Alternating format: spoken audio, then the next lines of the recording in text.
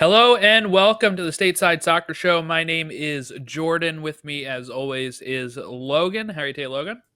I'm good. I am coming off what's called a staycation, I guess. I don't know if that's what it's called elsewhere, but we do it a lot here because I live in Orlando. We stay at the Disney hotels.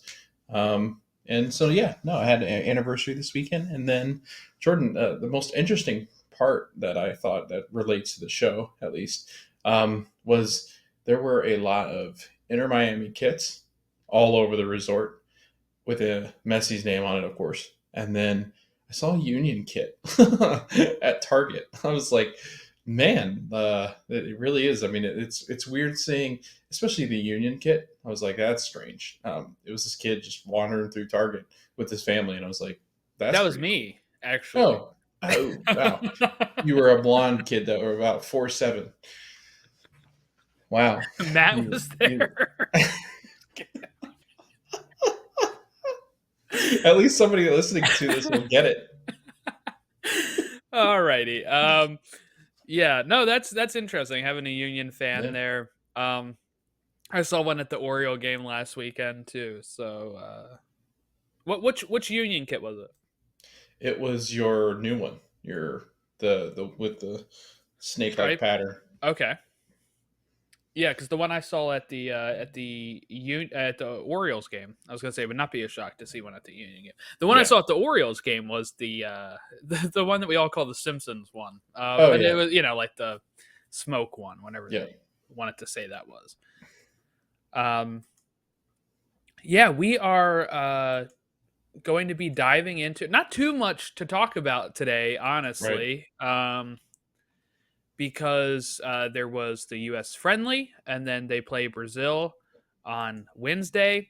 We have the U.S. men's national team Olympic roster or pre-Olympic roster, and then we had a couple of MLS matches, as well as a firing that happened in Major League Soccer yesterday.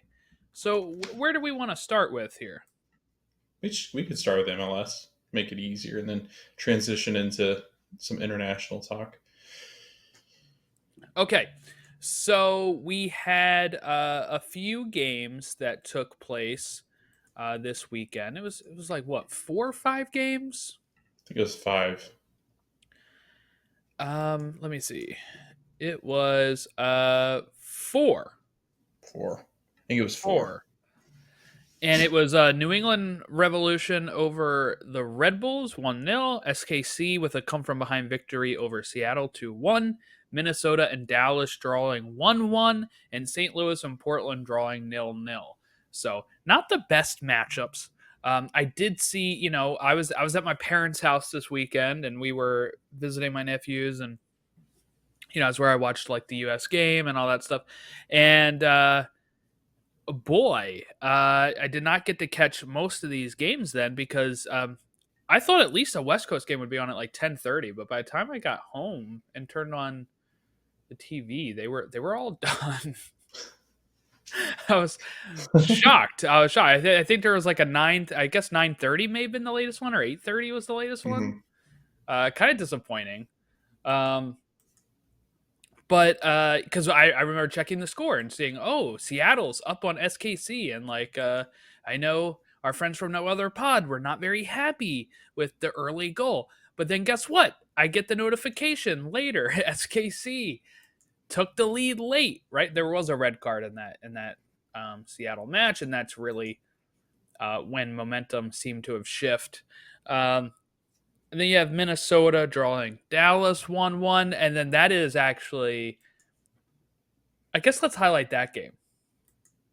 Because when we look at God, I keep pressing the wrong internet browser because I have both Chrome and Explorer open, and it's throwing me off here. Like I literally just clicked Chrome 3 times when I'm trying to get to Explorer.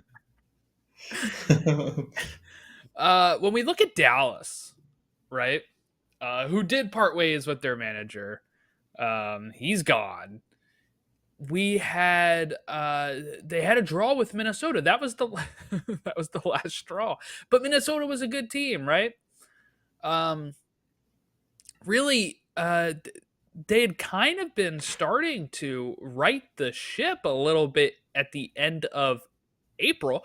They had 2 wins against other Texas teams, against Houston and Austin, who were both doing well at that time. So that was a pretty interesting uh, turn there.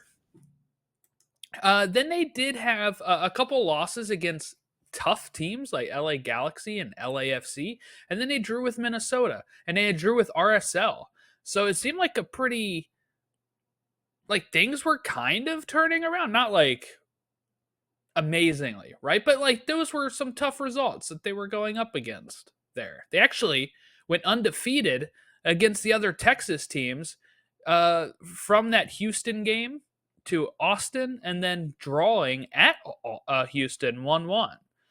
And then, like I said, drawing with RSL, losing to LA Galaxy, losing to LAFC 1-0, drawing with Minnesota in Minnesota.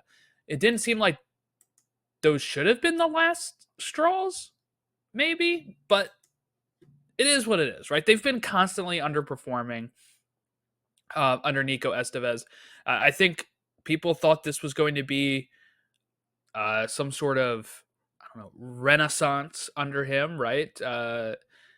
But nothing really happened for them. And now here they are. They're near the bottom of the Western Conference, and if you want to have a shot at maybe making the playoffs, it may be time to make the move now. I couldn't come off mute. I was clicking the wrong button. I was like, come on.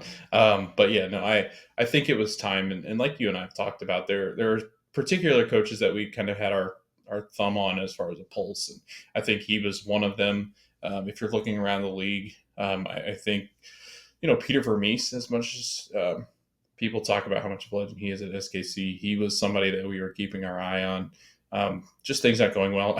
Caleb Porter is an extreme hot water, even though he's only been there for a couple of months, which is wild to think. Did you, real quick, because you brought him up, Vermees? Yeah. Did you see what ownership said Mm-mm. this weekend? They were like, "We're not firing him," and that upset a lot of people. So it seems like we're the only. It seems like we're the only ones that are keeping an eye. Okay, so here's my thing. Ownership's like, all right. I think ownership is at that stage where they're like, we'll let him ride out whatever, but like that's not great. It never works. When's the last time you've ever heard of that working?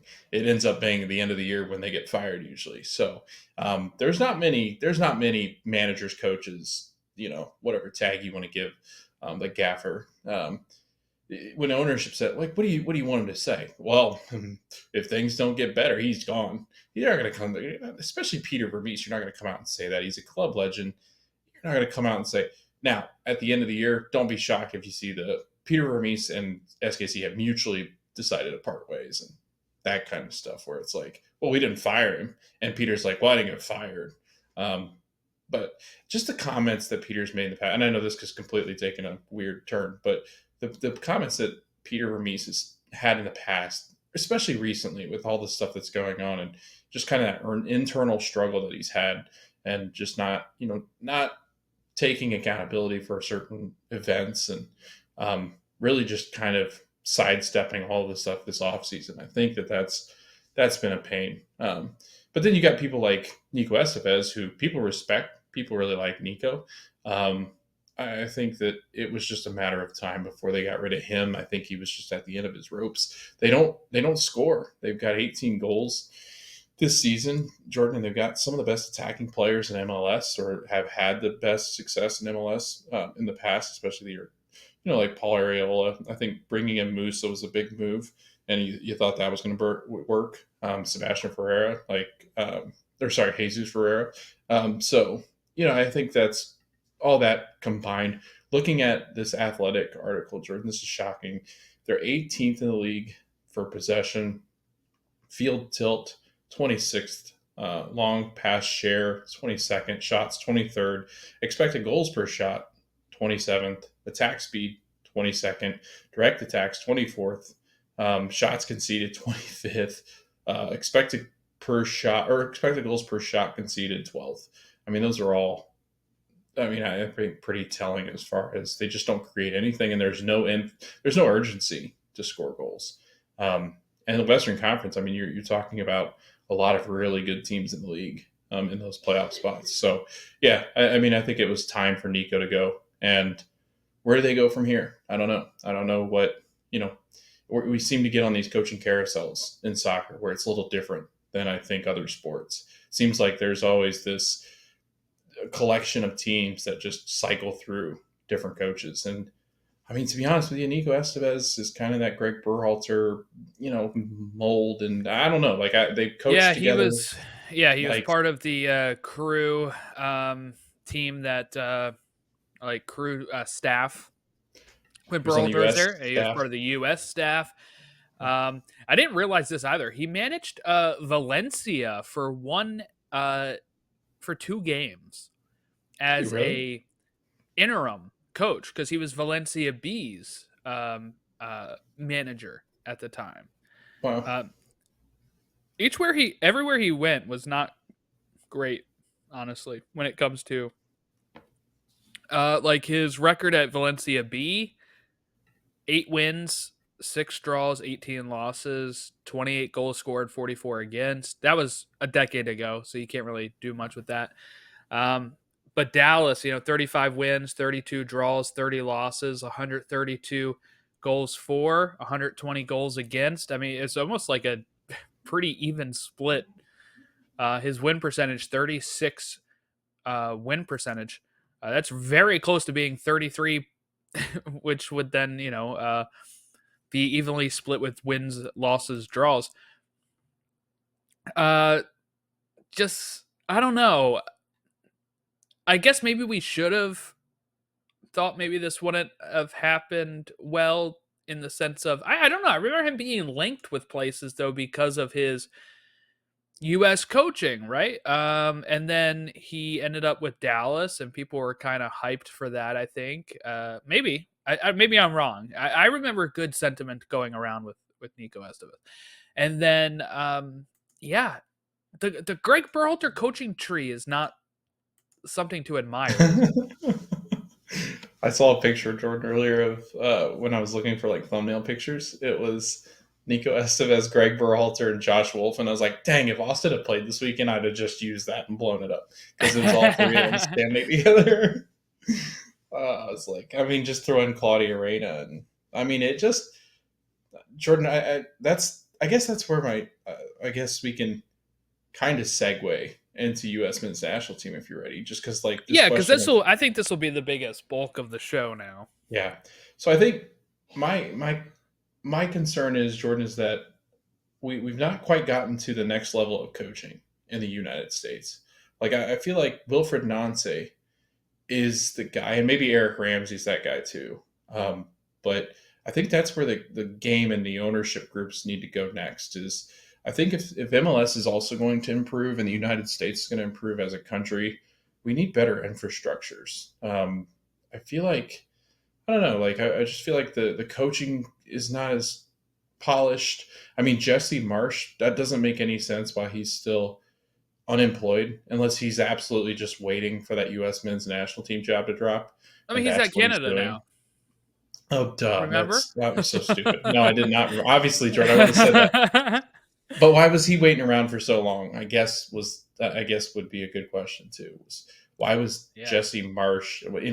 Bruce Arena is now eligible to coach again. I know there's a lot of steam with that one, but it seems like he didn't really do anything crazy wrong. It seems like it was just an indifference with some player or coach. Coach, yeah. Yeah, We believe it yeah. was with his long-term assistant that he had a It turned on blow up him a little bit. with. Yeah, Um, yeah.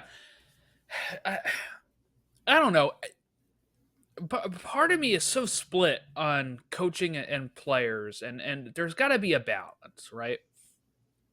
Um, I know that sounds dumb.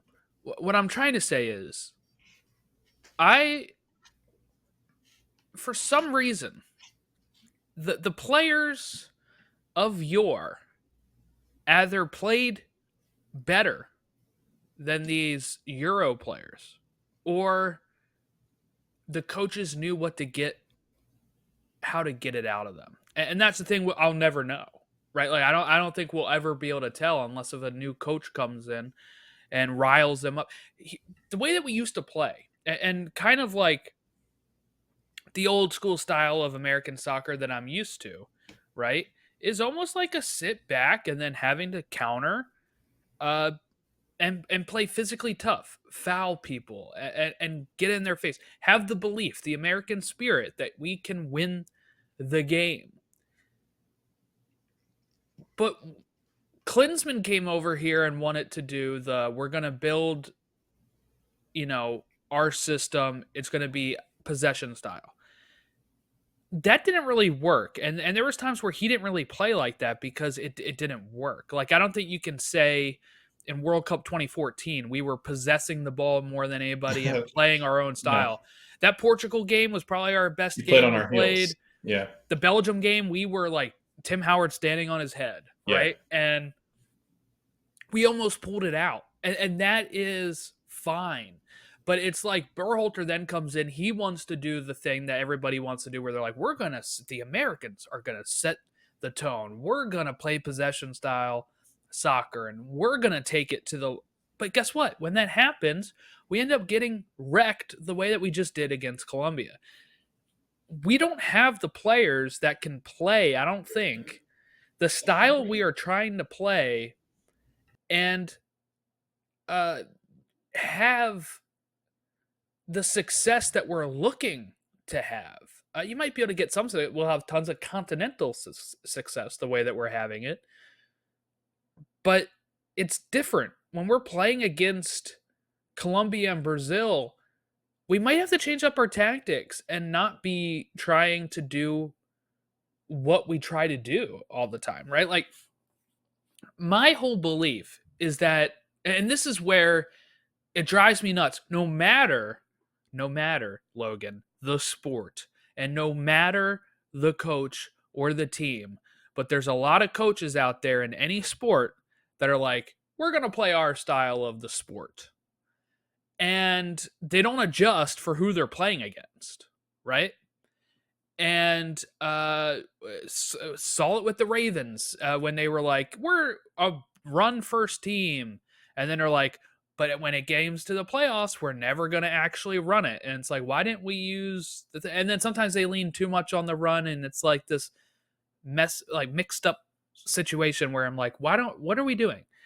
That's how I feel about this sometimes. It's like, all right, go out there and just play however you have to play to defeat the opponent.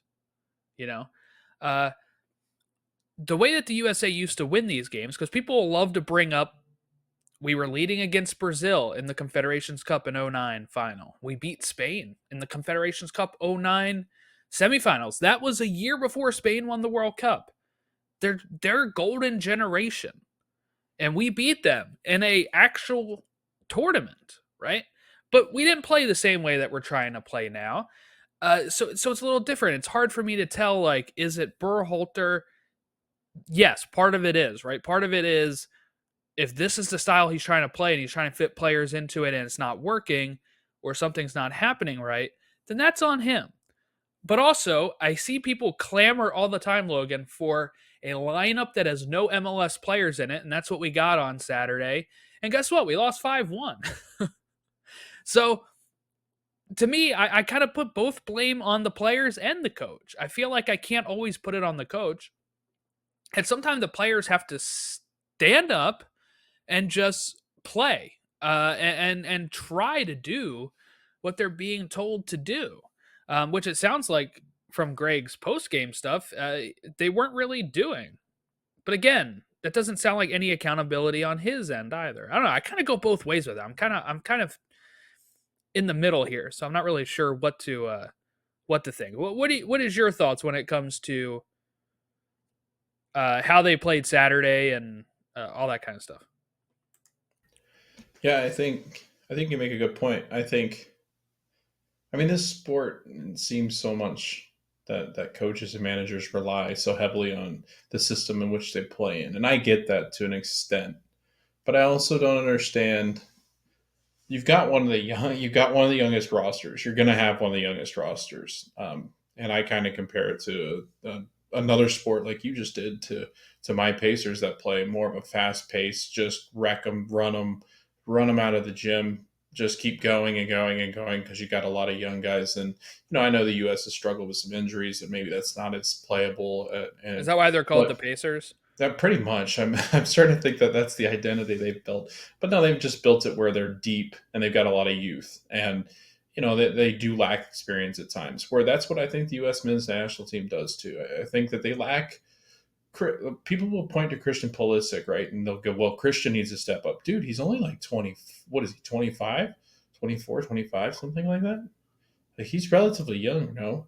So I just, I 25. when he's your captain, because no matter who wears the armband, Well, that team, Adams is right, injured too, so I mean, like right, he's not captain right now. exactly. But when that when things go wrong on that team, they're going to look at Christian like that. That's who they're looking at, and as they should. He's their best player. Like, I think we get into this argument of like who could be better than Christian Pulisic. I'm not sure there's a guy out there yet. Now, I think there's possibility that maybe Tyler Adams can be. I think Weston McKennie can be. Timothy Weah could be. Like, they could be very special. Gio Reyna could be, but they haven't arrived yet. Like, Christian's waiting on somebody else, and I feel like Gio right now is probably that one that's going to hit it first if he can stay on the pitch, which he's done relatively well. And it might help that he's not played club as much. But, Christian, he does. He can't be a one man show. And right now, that's what he's become. And there's not a whole lot that he can do to really to help that. But you're right, Jordan. Like, this possession football, right? I don't think it works with the U.S. because they're CONCACAF based. Like, the U.S. have always been more physical, and I do believe that the U.S. 9 times out of 10 when they step on a pitch, I know they're a younger group, but I do feel like they are more physical than any other country that we could play.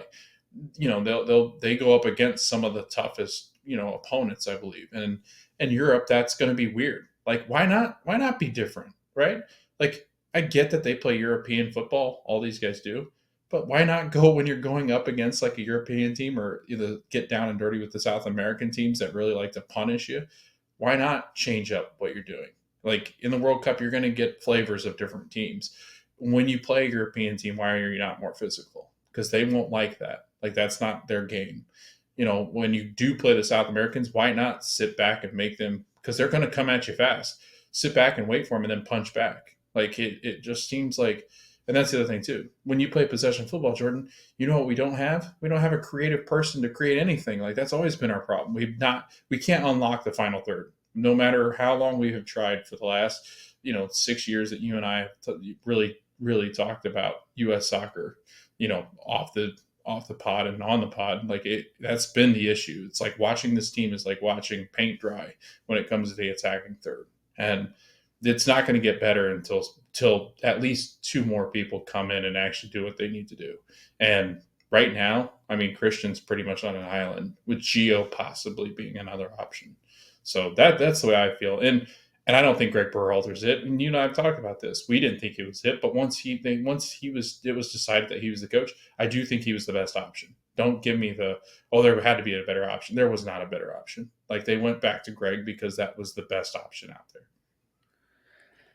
Meg Swanek put out an article on her Substack called "Fire Gregg Berhalter." She has some good quotes in here from Gregg from before the game and after the game. So I wanted to read some of these quotes. This is where I found the quotes. They were also posted on Twitter and stuff. But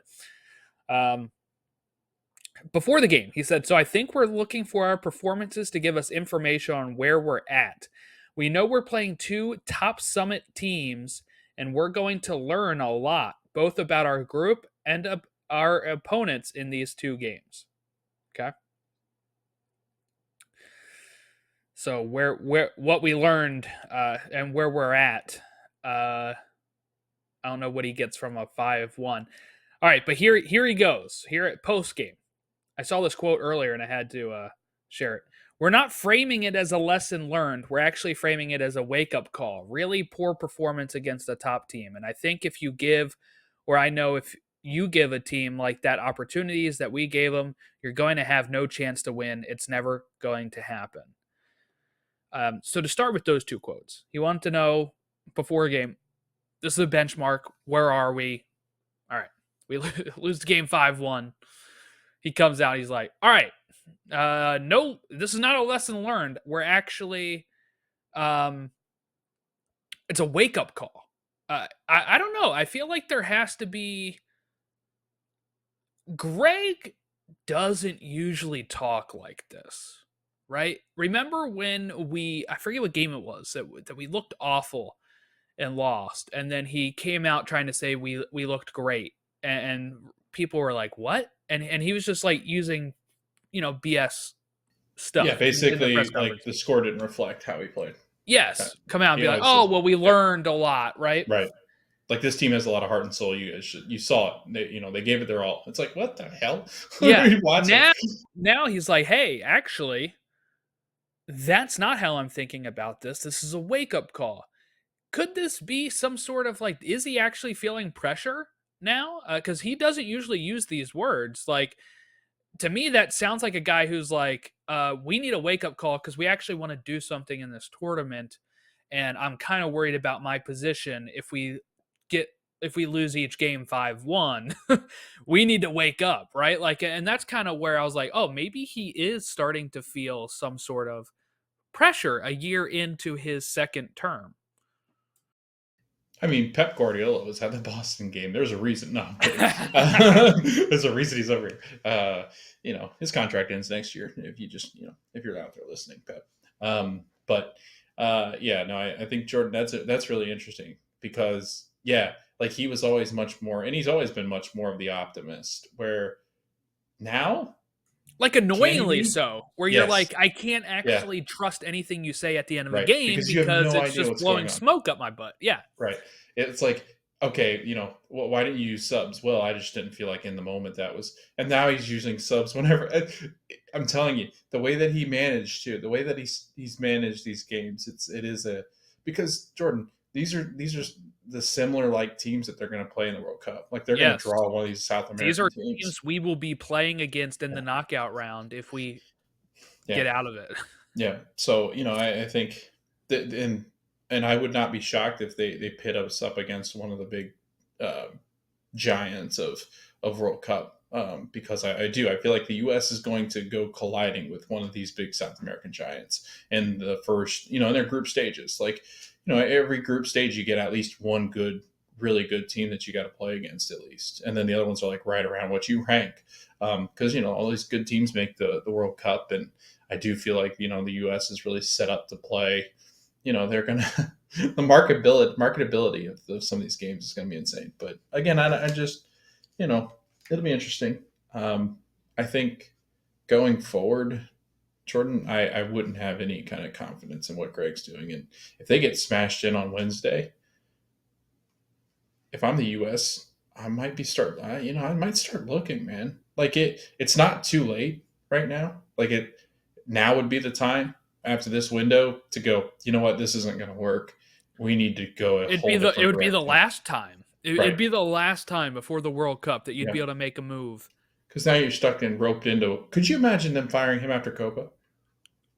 I can. If they look awful like this, Yeah. yeah, I could see it. And I think it's the only way he would get removed is if they look like this. I think that's what he's like, hey, wake up call, guys. Like, we need to be looking a lot better than this.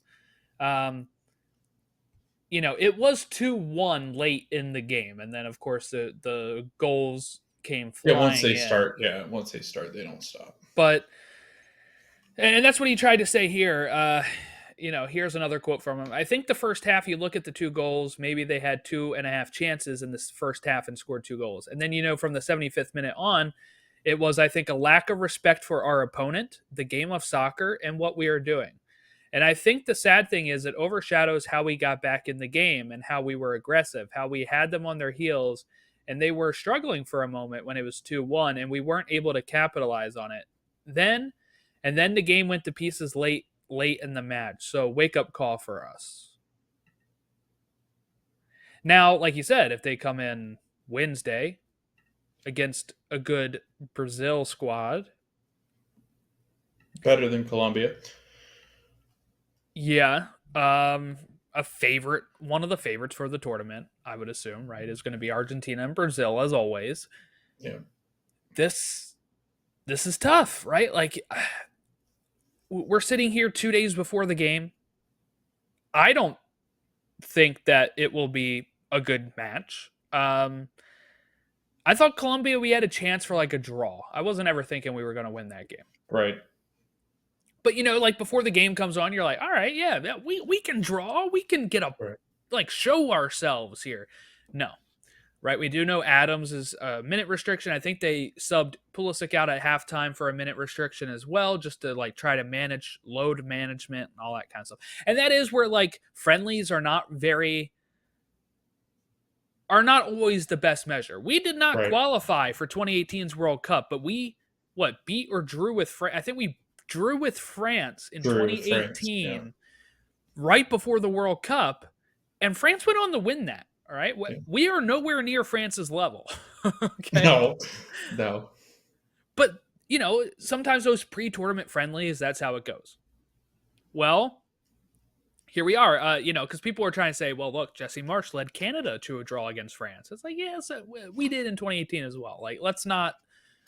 It's hard to compare that stuff. It's at the end of the season too. Like you got to remember that.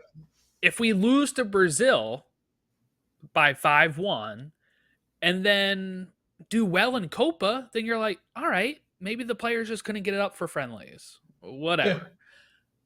Yeah. But if we lose 5-1 to Brazil and then just get out of the group and then get smashed in a semifinal or quarterfinal, that might be time to move on. I don't want to set, and here's the thing. I saw a lot of people do this a year ago, right, when it was rumors about Copa, where they say, what are you laughing at?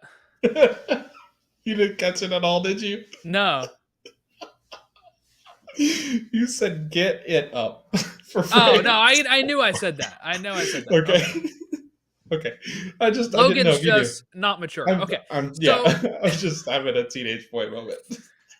So my thought process, I saw a lot of people say this like a year ago when the rumors of Copa or something. If he doesn't get out of the semis, like if we don't get to the semifinals, he should be fired. I can't draw that line in the sand. But what I would say is, if we look the way we looked on Saturday, this whole tournament, then yeah, he's got to go. Because like you said, this will be the last window, right? Like this is the last time you'll be a year out from a World Cup and you'd be able to say, all right, we have a year to get somebody in that's going to have a few windows to kind of work with the pool and make an impact. Mm-hmm. Who cares what the players think at that point, right? Because the players obviously don't care enough if that's how they looked on Saturday. Yeah. Right? Like, so right. I don't care if they're I don't Yeah. care if they're like, oh, but we like Gregg. It's like, well, I like cookies and I can't have them every day. All right. I'm on a diet. So at that point, it's like, you can't have Gregg. We're going to get you somebody else. That's kind of where I stand with it on going into Copa. We're very close. We're like 2 weeks out from Copa America at this point. So if they play like crap on Wednesday, boy, oh boy, do they have like a week to 2 weeks to kind of be like, all right, how do we fix this? And obviously no change is going to happen going into Copa. You don't want to ruin your chance at doing anything in a tournament. So then you'll have to sit through the tournament, see how they do, and then make your call. But is that something Crocker, who's now the new GM of US Soccer, is that something he's gonna want to do a year into his tenure? Is be like, the first coach I hired, I got to fire now? Like, that's also, there are political aspects of this, right, Logan? Where sometimes people don't want to acknowledge they made a mistake, and they're like, well, we'll ride it out, and there you go. Yeah, and Gregg's one of those people too, right? Like, and I keep saying you have a year. You have 2 years to the World Cup. My mind is, so yeah, you have plenty of time But this would be the I mean, time to do it. to be honest though, Jordan, like you're not wrong. It is a year, right? 2020, well, 2 years, but it would be a year and a half roughly, because then you start to do your ramp By the up to time the you World Cup. actually Yeah, like hire somebody, it'll yes, be a year and a half to a right. year. Yeah. You want at least that last year and a half with your manager, because there's not many windows, especially US. US is very difficult because of the way MLS works.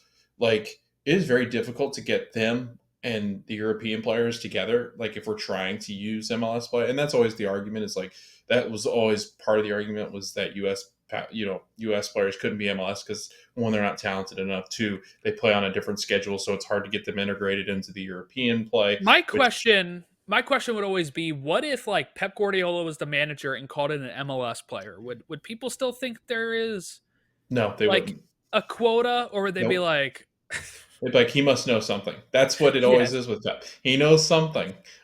So because hell, he'll sign guys from Brazil that the Man City never see, but they're like, well, they know something, and then they go and play and are one of the top players in Switzerland or wherever they play. But I don't know, Jordan. I think Wednesday will be a good tell of like where this team is mentally too. I think if they come out and they're not fighting, then you start to go, has he lost them? You know what I mean? Like there's got to become a certain point as a competitor. I don't care how nice Greg is. There's got to become some point as a competitor where you look at your manager, and everybody's done it no matter what age you played a sport, where you really start to question if you trust the person that's leading it, right? Like there becomes a point in every facet of life where you go, is the person leading us right now a good leader? Like is it somebody that's going to get something done, or are we just here making excuses? And I will say, you with those two quotes, he did not make excuses this time, and maybe that was a conversation that he and ownership had, not ownership, but the president of the board had, where it's like, you're not going to make excuses anymore. Like, that's part of that is part of the Gregg Berhalter problem, is that he was always, and I think it's the same way with Josh Wolf. Like it's that tree. It's like they don't want accountability, and I'm not sure that Greg, I hate to question it, but is he truly a good soccer mind? Like we have not seen it. He's not outcoached anybody that he's coached against. I'm not wrong, right? Like I can't remember. I mean, no, besides owning Mexico, yeah, he the was worst owned by Mexico John Herdman, generation. All right? right, so I mean, let's see, John what was Herdman owned him. Gregg Berhalter's U.S. record? Um, there was a record that was floating around on the non-CONCACAF opponents, I believe it was. Oh, And we it was never beat them. like one win. Yeah, It was we like never beat one them. win. I mean, we made the semis of Copa America 2016. And look, I'll give Klinsmann credit for that, because I don't give him credit for a lot of stuff, because he annoyed me a lot, Klinsmann. I was one of his biggest fans, and then after he left off Landon Donovan, and then there was a lot of stuff. I mean, he's part of the reason why we didn't qualify in 2018 as well. I know people like to put that on Bruce Arena. Bruce Arena did have a lot of time after Klinsmann got fired, but still not, uh, you know, not as much time as Klinsmann had when it came to certain things. I don't know. I can't find it right now. Let me see if I should be able to easily find it on Twitter. I feel like just search Gregg Berhalter's record on Twitter, and I'm sure people are going off on it right now. I mean, going on to that, like, eh, give props to I guess Greg some, if you want to talk about some of the things he's done right, like getting out of that group that we did in, goodness, where did Qatar? That group was good. I mean, Iran, Wales, and in England, like the U.S. performed well. I will say we relied heavily defensively We needed draws, like nil-nil draws, 1-1 draws to be able to do that. But I mean, the U.S. does have the talent to compete. So when they don't, that's when I think that's why people are upset, because they see what we do against a team like England and a team like Wales. We compete, and then stuff like this happens. It's like that's just a lack of focus, and a lot of it has to do with how young they are. Like, don't get me wrong, but I found uh, it. Okay, ready? So yep. here we go. Overall, 43 wins, 12 draws, 15 losses. All right. How many Like wins? 43. 43 wins, Okay. 12 draws, 15 Hmm. losses. Against CONCACAF teams, 34 wins, 5 draws, 8 losses. Oh, that's really not going to be good. Against non CONCACAF teams, That's not going to be good. 8 wins, 7 draws, 7 losses. Here we go. Ready? Yikes. Against top 20 teams in FIFA rankings, 5 wins, 7 draws, 6 losses. Against non CONCACAF top 20, 1 win, 7 draws, 6 losses. Yeah. That's the telling one. Because those 5 wins Hmm. against top 20 teams in FIFA rankings, 4 of those are against Mexico. Mexico. One of those is Yeah. against Iran when we beat Iran in the World Cup. Which I'd argue that Mexico should be falling way off of the chart. I mean, Yeah, they've been yeah, they awful. should. Since being But reappointed, 6 wins, 4 losses, no draws. It's kind of all or nothing. uh Jordan, I can't watch this in the World Cup. Like, I just if we ruin 2026, I can't I watch will. this. That would look. We have a look, and I've been a Gregg advocate at times, and I've been a Gregg out at times, right? And at the end of the World Cup, we both said Gregg out, and then he got reappointed, and we said, all right, well, we kind of just have to deal with Suck it it. up. Yeah. But if we ruin our first World Cup that we're hosting since 1994, and a time that we can get a lot of fans backing this team, the people that only watch soccer every 4 years, in this case, Yep. every 3.5 because of the weird World Cup schedule, if we ruin that by holding on too long and we play like crap and it makes people think that we're just have no progress or actually have regressed since the days of 2010, 2014, then you blew it. You blew your chance at that point. Uh, we have the chance to do something so amazing in 2026. I don't mean win it. I don't mean any of that. I mean hosting and getting more people on board with the sport that then expands the player pool, that then gets people excited about this team. There's no excitement about this team since 2018's World Cup. Have you had any? Have you had any excitement about this team since the World Cup other than maybe some meaningless Nations League victories I was and gonna being say able yeah. to say, we're the only That ones to win yeah. the Nations League? Like, has there really been any excitement about that? No, because none of the players have lived up to what they were supposed to be right at this point.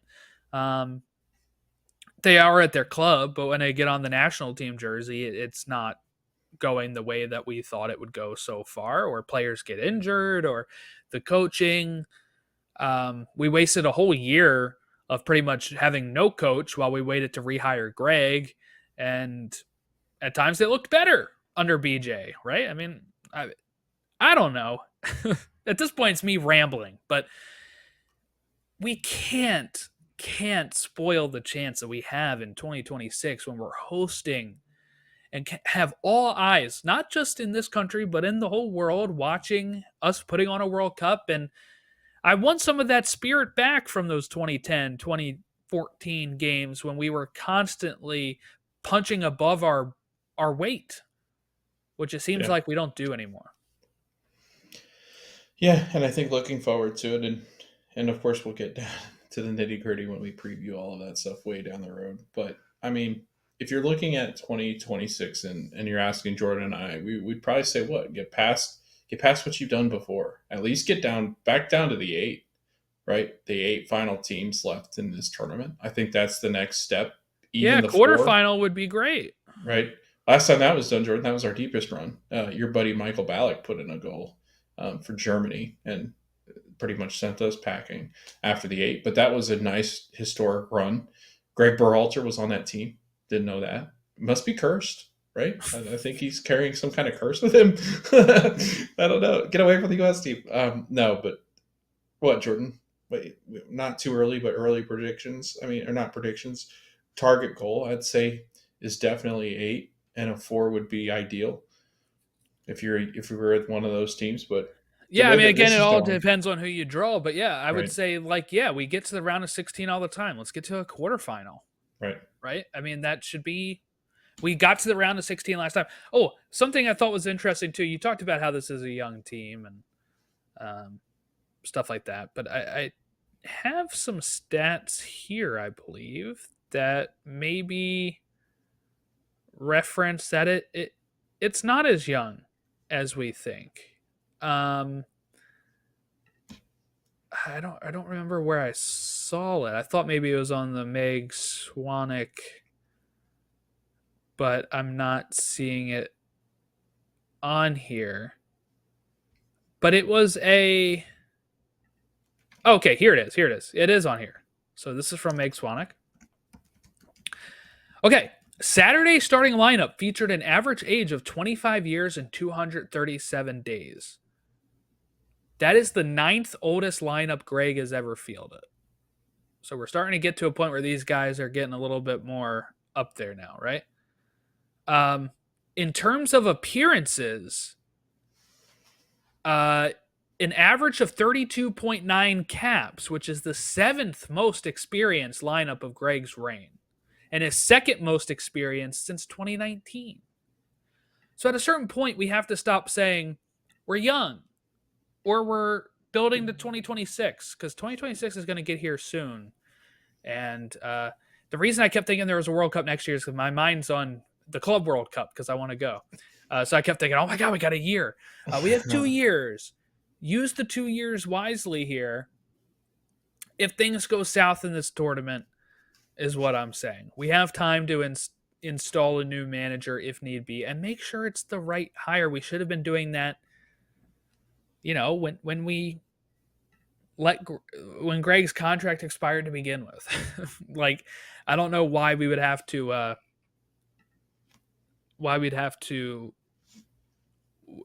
wait or try again. And all those names that were floated around were fake. I'll tell you that much. We were not trying to get Pep Guardiola. We were not trying to get managers like that. We were not. No, Pep's going to coach the Celtics next. I'd love to see what he would do with that. Yeah. Oh, yeah. He'd be like Ted Lasso. All right. Anything else about the U.S. men's national team before let's quickly talk the Olympic roster before we go here. So there was a pre-Olympic roster here. I'm trying to find. I had it, but this is now paywalled. So here we go.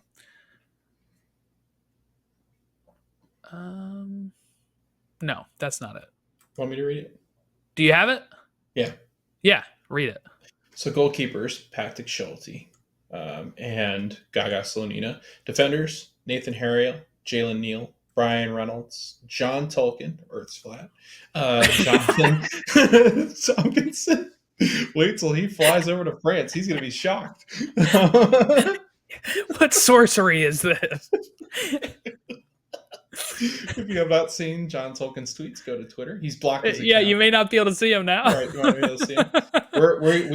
We are totally against flat earthers here on this podcast. Jonathan Tompkinson from Norwich City, Caleb Wiley, and Walker Zimmerman, and then midfielders Cole Bassett, Gianluca Busio, which I think he's hurt. I might have to check that. Benji Kramashi, Jack McGlynn, Aiden Morris, Rokas Pukstas. I don't know who that is. Tanner Tessman.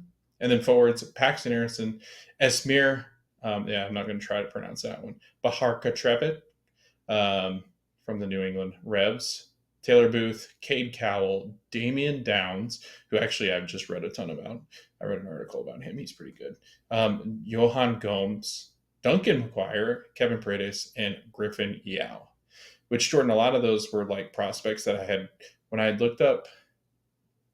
Oh, when we were doing our striker show, a lot of these kids' names were on this list. So there's a lot of really exciting players that are getting called in, Jordan. I'm almost more excited for this now that the Copa looks like it might be a disaster and a half, the way that U.S. men's national team is actually playing. I'm almost looking forward to this one more because I do feel like this is a really, like, Jordan, we no longer have the gap in generation. This generation might actually be better than the one that's currently there. So, yeah, I'm really excited about this roster. Yeah, interesting Zimmerman on this roster. Not on the the Copa roster and stuff like that. But it's I'm curious to see how it'll go because the Olympics are something that we've always been having as a goal for our young teams to get to, so we can actually participate in them again because we went so long without them for a while. I'm really curious to see how it'll shake out, and they said it's not the final list because I know people were for Diego Luna who's Yeah. not on the list that he still has some time, but we're approaching a month out from that as well now, so it's getting there.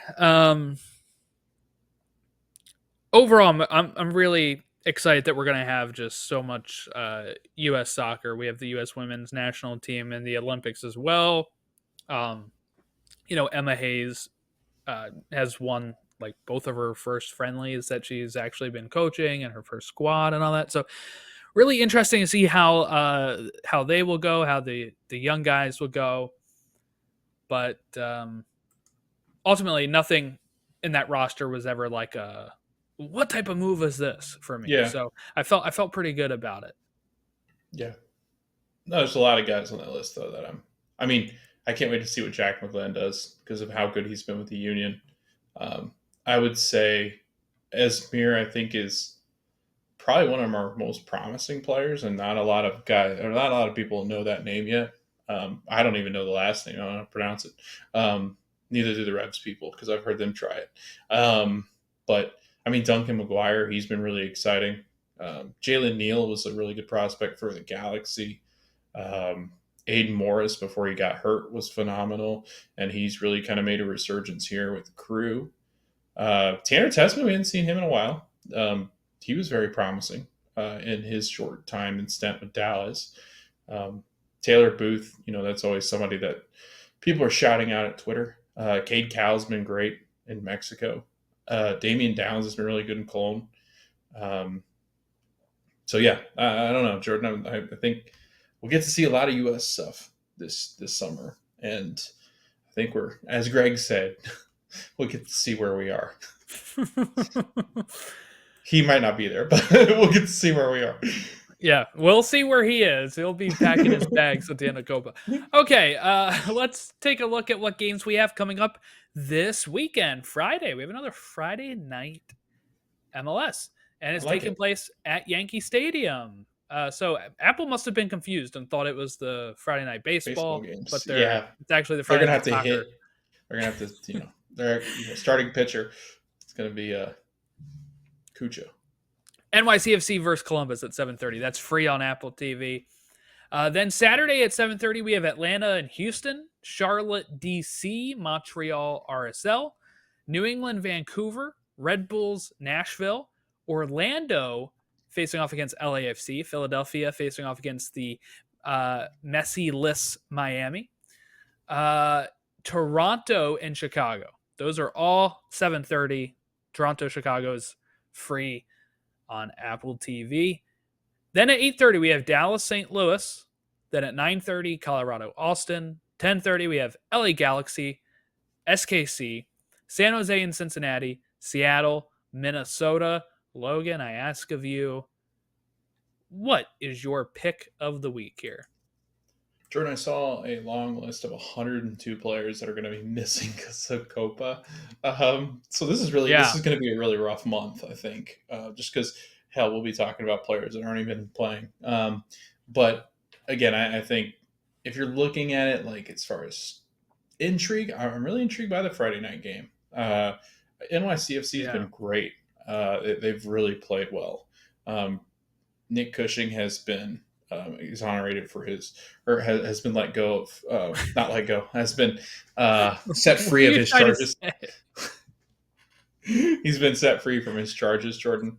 Of what Was was it? he? Oh, did they Yeah, did they I saw that on say that Twitter. what didn't happen? Yeah, they said it did not.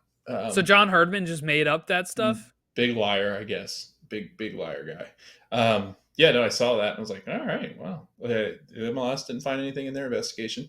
So NYCFC, Jordan, they could get sneaky close to Miami because Miami's got 2 games ahead of them, or in hand, and NYCFC is only 6 points away from them. So NYCFC trying to throw their hat into the ring as far as contenders in the Eastern Conference, which I never thought I'd say that, but yeah, no, that'll be a good match. And I think Columbus, they really struggled in some, and I think kind of that beat down that they've received at the hands in the CONCACAF Champions Club, or Champions Cup, then I think this could be interesting. I think NYCFC win this pretty handily, but it's a good Friday night game. I hope they keep doing that. I really do like the idea of a prime time Friday night game before the Saturday games. That's kind of fun. Sometimes. Randomly, it's been NYCFC, right? Because didn't they do the Revs I game think it's because Friday the night? probably because of baseball schedules. Maybe. Yeah. Um, I think I'm going to go ahead and pick. This is a tough one. I feel like everybody's playing against, like, all the good teams are playing against some really bad teams. Mm-hmm. So it's like a Yeah, I mean Orlando drew real tough LAFC. one. They're so bad. Yeah, Orlando is. Yeah, and then you have Philly and Miami. Where like Miami's going to be down so many players. Philly's going to be down some players. It's whatever. Let's go with. I'll go with like a kit matchup. I like Seattle's kit. I like Minnesota's kits. I'm gonna go Seattle, Minnesota, 10:30. At least I know players will be wearing the kits. Not sure what players will be, but they'll have some players there. Minnesota can be, um, they've been very good this year, and they are 4 points behind. They have a game in hand on RSL, so they could start maybe getting some more points that'll help them up there. Seattle's so close to the playoff line. Is now Portland is above them again as they keep flip flopping. But Seattle very close to the playoff line. Uh, that's all I got for you. A lot of these matchups are not great. Oh, I did have one last question slash thoughts because we hadn't talked about this. Yakimakis is now on his way out of Atlanta, Jordan. Um, that's pretty big. I mean, this team's in Yeah. rebuild mode, right? I mean, I just want to get your thoughts on that one. Is it dire straits for Atlanta and that whole club? Are they going to blow it up? Yeah, I mean, I think your golden boot pick is It's probably not going to be good. That's going to suck. I had millions of dollars riding on that one too. Got to get my million back. oh boy. I don't know. That sucks, but at the same time that they're losing their coach, it's like, all right, maybe it's a reset time. I Yeah, think find the right coach, let the coach bring in players they want, and fine. You can hopefully made money off Yakimakis, whatever. and Almada Just soon. sucks. It just sucks. We only got him for like It a does year and a suck. half He's to been to be so able to good watch. too. Yeah. All right. Well, you can follow us at Stateside Show on all of our social medias. You can like and subscribe to us here on the YouTube channel. Rate and review us on Apple Podcasts and Spotify. We just got a new review in the last week or so that said, "Thanks for what did it say? they said thanks for the Thanks for always being awful. Oh no, that's not. That wasn't what they said. Was it? You mean the Apple one? yeah. Let's read it Yeah, out 6 loud out of 5, right? for the people here. It was a 6 Yeah. out of 5, which obviously they could only give us 5, but they Really wrote appreciate that. 6 out of 5. And it says, love listening to this weekly. Thanks for the great content. That's from Dare to Care 7. So thank you, whoever that is. We appreciate you listening on the Apple podcast. Yeah. But yeah, so make sure you rate and review us on Apple Podcasts and Spotify. We'll read them on the show if you do. And like and subscribe to us on the YouTube channel. We got a lot coming your way when it comes to this U.S.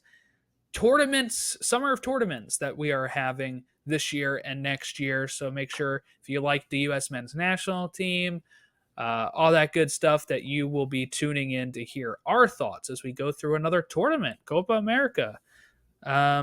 Should be a lot of fun if we play better than Saturday. So thank you all for watching and listening. We will catch you next time when we talk about the slate of MLS games and the 6-2 victory of Brazil on Wednesday.